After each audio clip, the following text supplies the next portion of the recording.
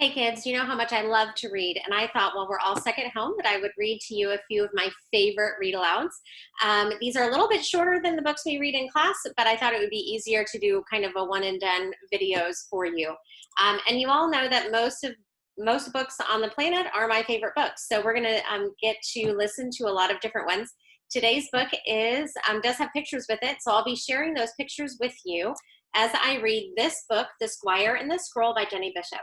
So give me just a minute to share my screen and we will get started.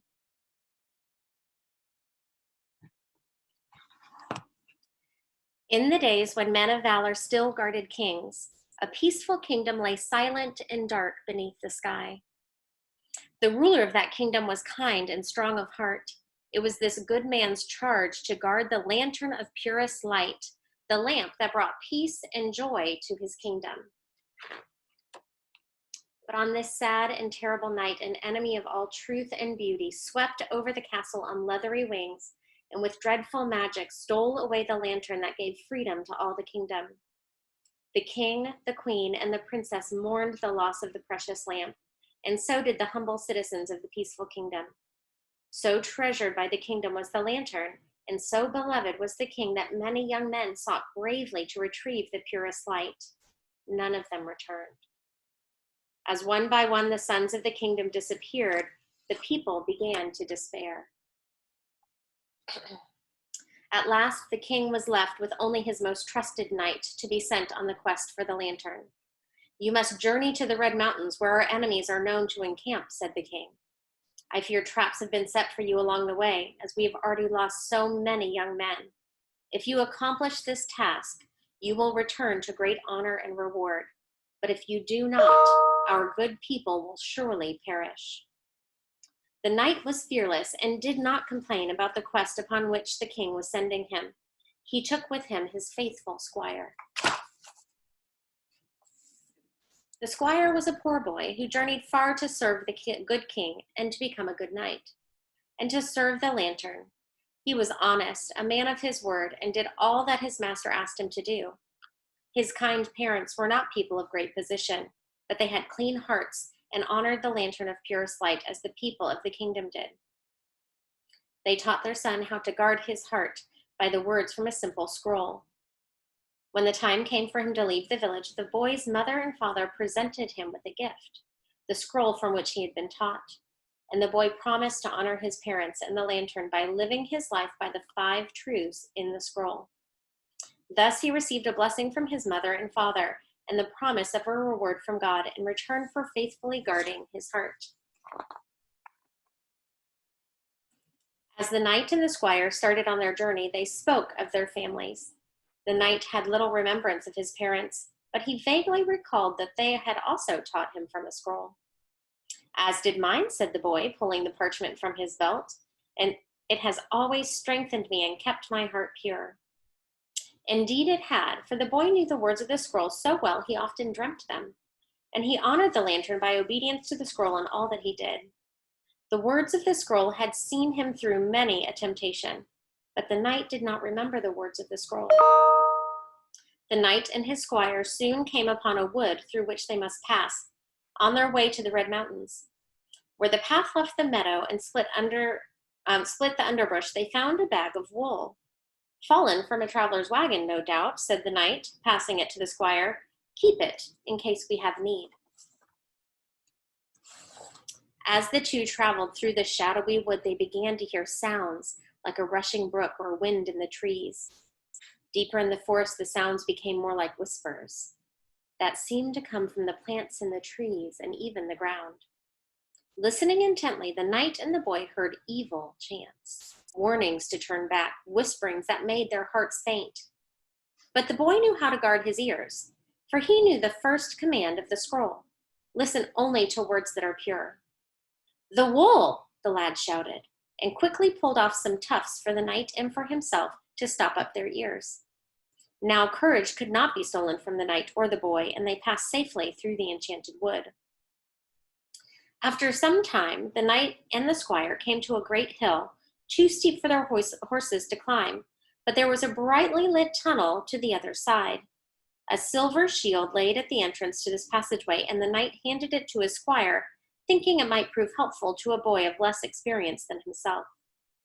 The knight walked his horse slowly into the passageway, wary of evil doing. But he was immediately drawn to the walls of the tunnel that were encrusted with millions of precious gems. The boy also saw the gems, but among them, carved into the stone walls, were evil images and frightening beings that stared from unnatural faces. In his horror, the boy remembered the second rule on his scroll that said simply, "Let your eyes look straight ahead. Fix your gaze directly before you." Without a second thought, the boy guarded his face with his shield. The knight, enamored with the precious stones, was already talking of plans to take some home to the king. "But, sir," whispered the squire, "do you not see the evil carved all around the beautiful stones?" The knight looked at the squire behind his shield and then at the wall. "What? Oh, those. You are more innocent, lad, than I thought. I have seen all these things before in battle, and worse. Are you afraid?" "Not afraid, sir, but wary," the squire answered wisely. "And begging pardon, sir, you ought to be as well, for the scroll says—" "Silence!" shouted the knight, who usually spoke kindly to the boy. "You are only a squire. I have not become a knight because of any scroll." With that, the knight reached up to pluck a gem from the tunnel wall, and suddenly the tunnel was plunged into darkness. The squire's horse was startled and ran. The young man saw with surprise that through his shield he could see the tunnel as though it were day. The squire turned to look back upon the knight and fought to stop his horse, but to no avail.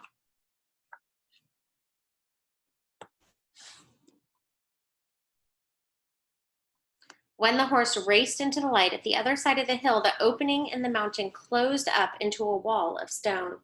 The knight and his horse were lost.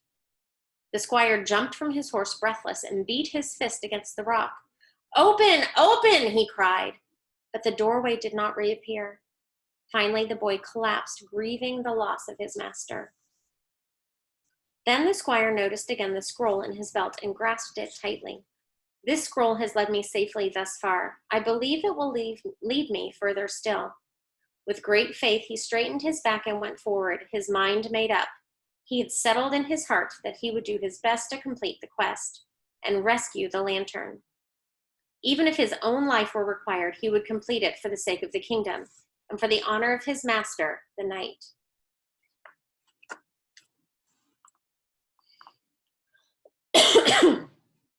The path was dusty and the journey long. Soon the thirsty squire came to a small lake, where a flask stood near the shore. Immediately the third rule of the scroll came to his mind: "Keep the unclean far from your lips to guard the wellspring of your life." The squire did not know if the pond water was safe to drink, or if the liquid in the flask was refreshment or poison. For some time he walked along the edge of the water, praying patiently for wisdom to come.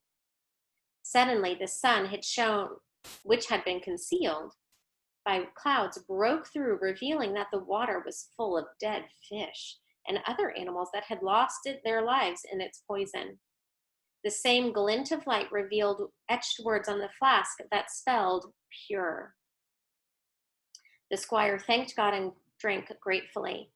Again, the words of the scroll had brought wisdom and saved his life. It was not surprising to the young man when he came upon a fork in the road.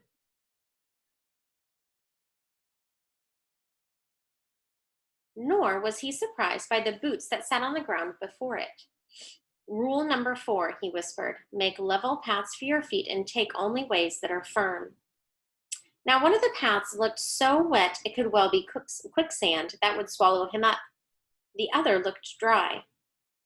But as the squire studied the boots, he thought, "Why would I need boots for a dry path?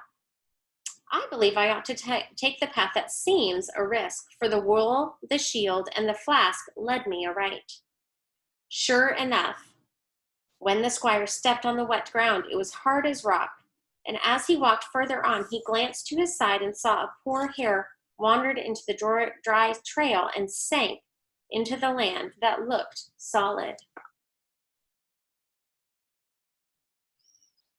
Soon the young man stood before the red mountains that glowed with an unearthly fire. Stifling vapors rose up and surrounded a yawning chasm that led to the dangerous deep caverns inside. The squire sniffed the air as his hand went to the parchment at his side. The scroll says, "Breathe only that which is pure." He looked around, discovered a single beautiful flower that stood by the entrance to the cave, and plucked it. Holding the bloom close to his face, the squire breathed the scent of the flower and was able to pass safely through the smoke to the caves inside the mountain. In a great hallway that wound down into the earth, the squire found himself between statues of stone on his right and on his left. "The knight," whispered the squire. His companion was in the same pose as he had been the last time he had seen him, reaching for the precious stones on the walls of the tunnel of light. Many must have fallen because of their eyes, thought the squire, seeing all of the lifted hands. Then with a gasp he cried, "And there's the lantern." "There is a price for that lantern," a voice suddenly hissed.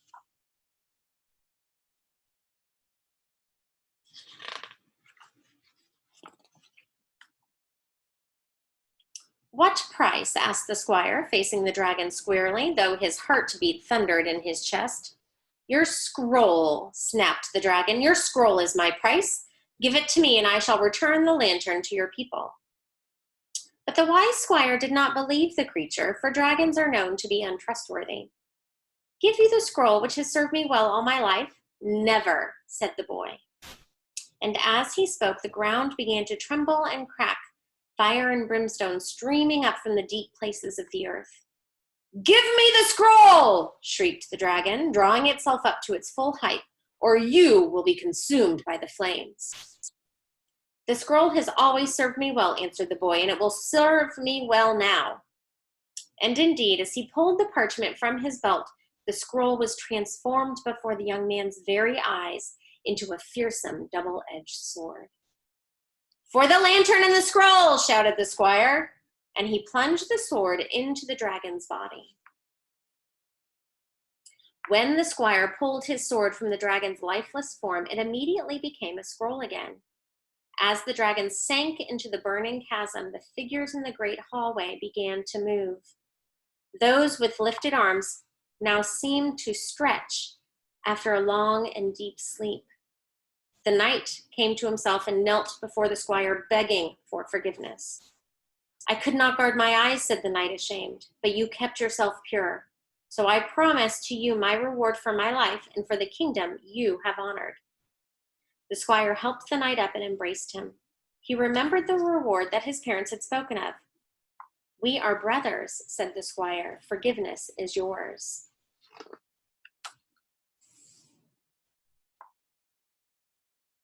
What a procession all these long captured sons made behind the squire as he returned to the castle, leading them all on the right paths.